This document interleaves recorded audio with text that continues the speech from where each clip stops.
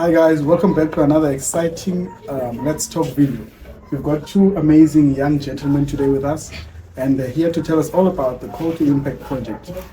Welcome. Can you tell us about yourselves? My name is Kganya. I live in Kayamandi. I was raised by a single parent. So I'm a grade 11 learner at Calling Academy. And it is my utmost pleasure and privilege to be here to talk about this lovely program. I'm Lumka. I also come from Kayamandi. I am currently a grade 12 learner of Calling Academy, and I'm also part of the student council. Oh, that's amazing. So can you tell us what the Call to Impact project is all about? So the Call to Impact program, I think it gives it out in its name. So the definition for the program is to alleviate poverty and to create a generous lifestyle for people in their communities. So this program has 3 stages: relief, rehabilitation, and development. This doesn't only aim to alleviate poverty, but it defines it and teaches young people how to think differently and how to be innovative. So as he said, yes, it's all about helping less privileged people to live a good life. So what we basically saw is that a lot of people, wealthy people, they come to pro communities and they just donate money, they donate food, or whatever they can, and eventually that gives a sense of dependency on the people that are receiving from these donors. So these people will not go and look for jobs. They will depend on these donors to come and give them money, give them food, clothing, and all those things. So what we're basically trying to do in this project is we're trying to make people more independent.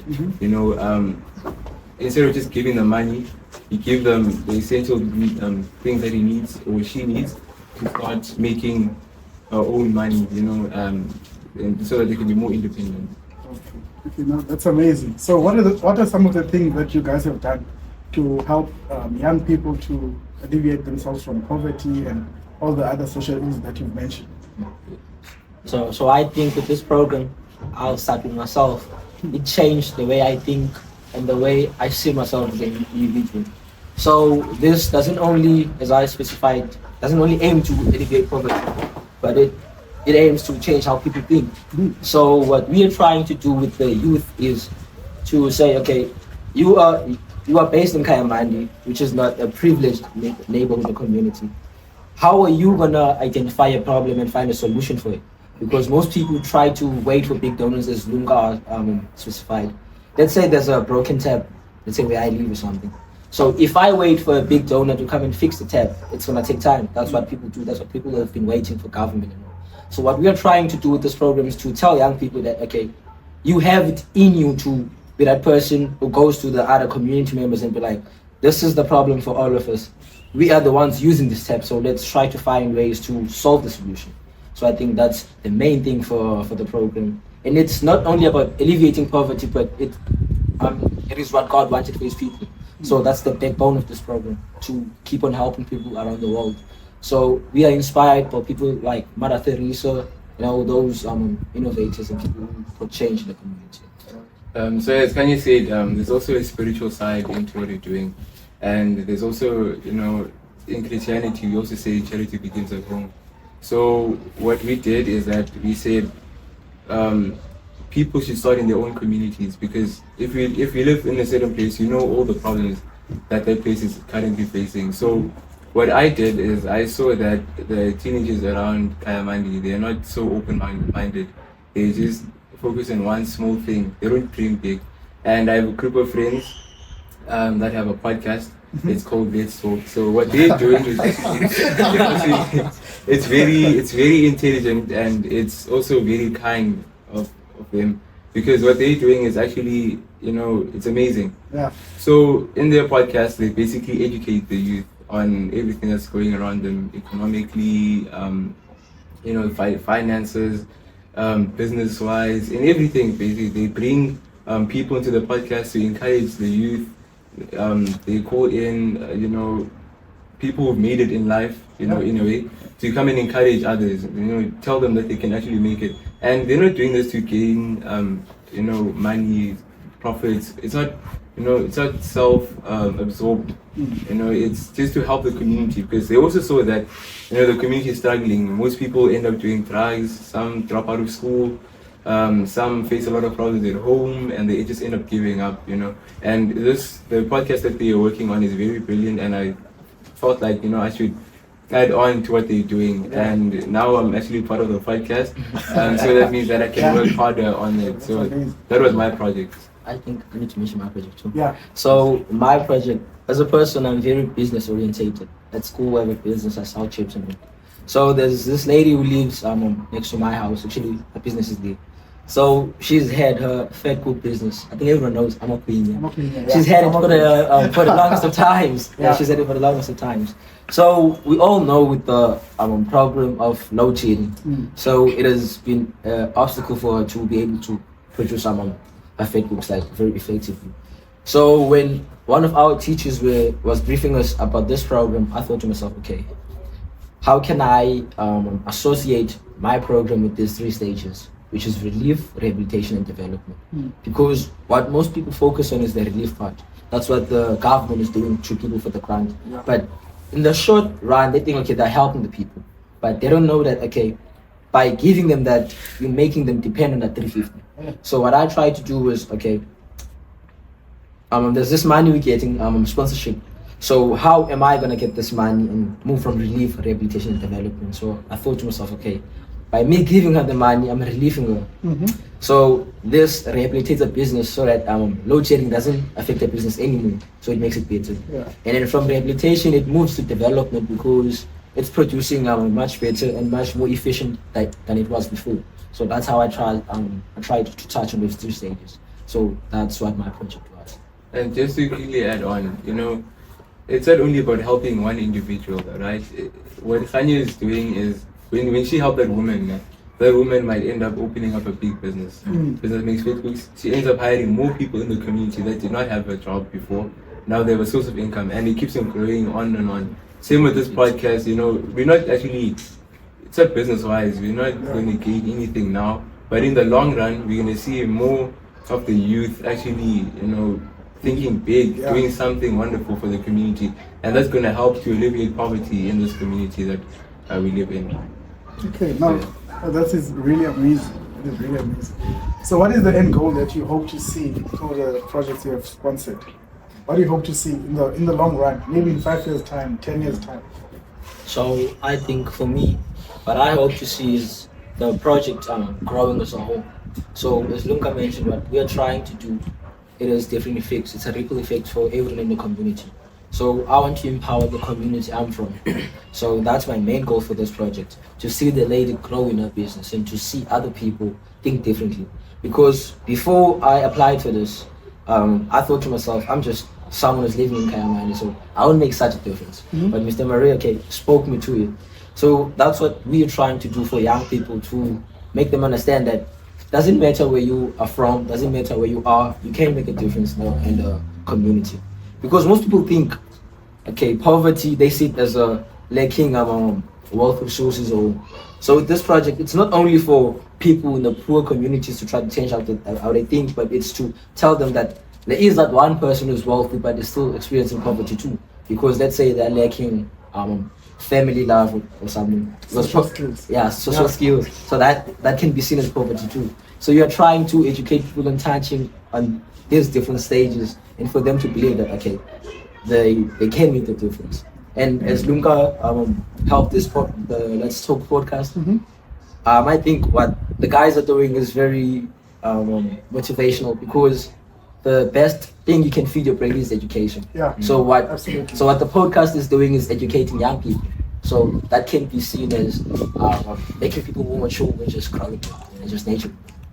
Yeah, same here.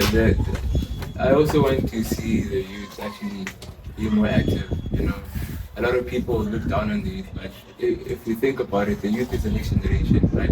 The older people, yes, they have a few more years to live.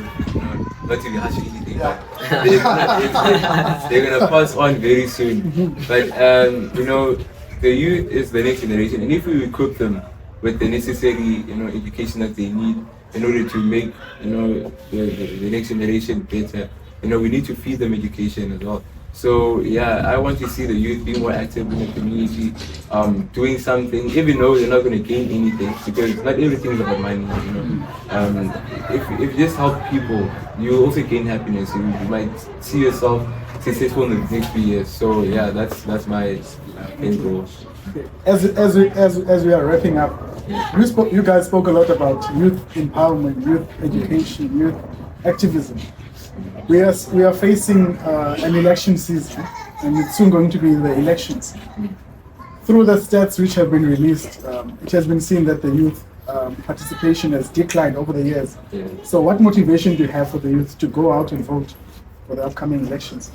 So I think for the youth, they should see how serious this election is, because what most people are doing is they're just saying the ANC, let's say, has been ruling, so there's nothing I can do about it. But they should realize that it's up to them for them to take charge, Yeah. because the ruling party has been in power since apartheid. So I think how they rule the country is what the country was back then. So I think it is up to us, the youth, to be like, okay, we are the people experiencing this type of problems and this type of problems. What are we going to do for us to vote and try to elect new parties, to bring in new skills and new leading ways? So I think that's my main advice and motivation to them, that it is up to them to make the difference. Because if you just sit there and be like, I won't vote, you're not changing anything. You're just Being part of the problem. being part of the problem. Yeah. You're not being the solution. So that's how to try to be the solution at all times. Yes. I was just to add on, in the previous video anyway, interviewing Mr. Craig, he said if you do not vote, if you do not try to make a change in any way, then you're basically supporting what's happening. You know, and this week I've been asking a few friends of mine, and all of them, I would say 95 or 98% of them say they're not going to vote. Yeah. Because they do not see Any need to vote. any need to vote. They don't, because nothing's going to change. But if you look at it from this perspective, if you say you're not going to vote because your vote doesn't count, you think your vote doesn't count. Imagine 2 million people thinking the same thing. That's 2 million people not voting. And if there's this one small party that can actually make a change, and it just needs your vote, actually 2 million votes in order to reach that and make a change in the in the country as a whole. When you guys sit down and you don't vote, that 2 million that small party needs is not there. So it's gonna stay at the bottom because all of you guys think that my vote doesn't count, But and then you get these other big parties, you say that they're all corrupt and all that stuff. Yeah. But you're not really doing anything. When you say you're not gonna vote, you're saying, nah, it's fine, let me do. I accept the Yeah, I accept the situation. We can't change it, But as a youth, we have that drive. We have that, we can influence others into thinking differently, And if they see us taking a stand, they're going to change their ways, So yeah, I just want to say that your vote does count, Don't sit down and do nothing. Fine, if you do not vote now, then the next term, please try your best, and vote. And another thing is that most people do not vote for the party that they think will do a good job. They vote for the party that people say will do a good job. Yeah. You can't just listen to these political leaders. Some of them are corrupt, some of them are actually, you don't know what's going on. But if you do background research about this party, how it started, what the motives are, what it's planning on doing, and you compare and you vote for the party that you think will do a good job, even if it's at the bottom. In a few years to come, that party will become better, and it's going to grow. But if you vote for the party that people are voting for, if your family is voting for the ANC, for example, and you think that ANC is doing, you don't know if ANC is doing a good job or not, and you just vote for the ANC. You don't know what their motives are, you don't know what they're planning on doing, and then you say the same. Same for the DA, EFF, the PAC, and all of them. I'm not just, directing to the ANC. But yeah, I just want to encourage, do your background research about these parties, and make sure that you vote. Even if there's no difference now, but there is a difference, in a way. So just to make another small example, even in physics, where they would say an elephant probably weighs 2,000, let's say for example 200 kilograms, right? You put an ant on the elephant, you won't see the change, but the change is there. That ant's weight mass is added on to that elephant. You might not see it now, but if you put 3 million ants, you will definitely see the change. So yeah, just try your best and And to add on is what he said. I think South Africa is a beautiful country. South Africa is a very rich country. Yeah. Even if like we're not doing good economy based on like our economics, I think it is up to us to elect leaders who have the skills and the correct motives for them to make the change. Because I think how most leaders are elected is what they did back then, what they did for the struggle. So I think we need to change our mindsets and move away from that mindset. I think we need to elect someone who wants to do better for the community, someone who wants to serve the people, because that's what the leader does, not just enjoy the glamour of being the glamour of being known as minister of whatnot. So I think that's the main thing, because South Africa is a beautiful country for me, like the minerals, the Stellenbosch wine farms. So if we were to use this in a way that can benefit us, we would be happy. Yeah, okay. There you have it, guys. I'll give one of you 20 seconds to wrap up everything. Final message or something. The final message I want 20 seconds. 20 seconds. The final message I want to give to the youth is, you have the power to do anything. Just use it. Don't sit down and think that it's just this one person that cannot make a change. I'm also that one person, but I'm also making a change. I'm also making a difference. Kganya is that one person. He's also making a difference. And if we all combine our strengths, and do something, we can change our communities. If you start a small business, it's gonna grow, eventually, and become the successful business that you want it to be. So try to make a difference in the community, and eventually it's gonna go big. So yeah. There you have it, guys. The power is in your hands. Be part of the change that you want to see. This is Let's Talk. Signing out.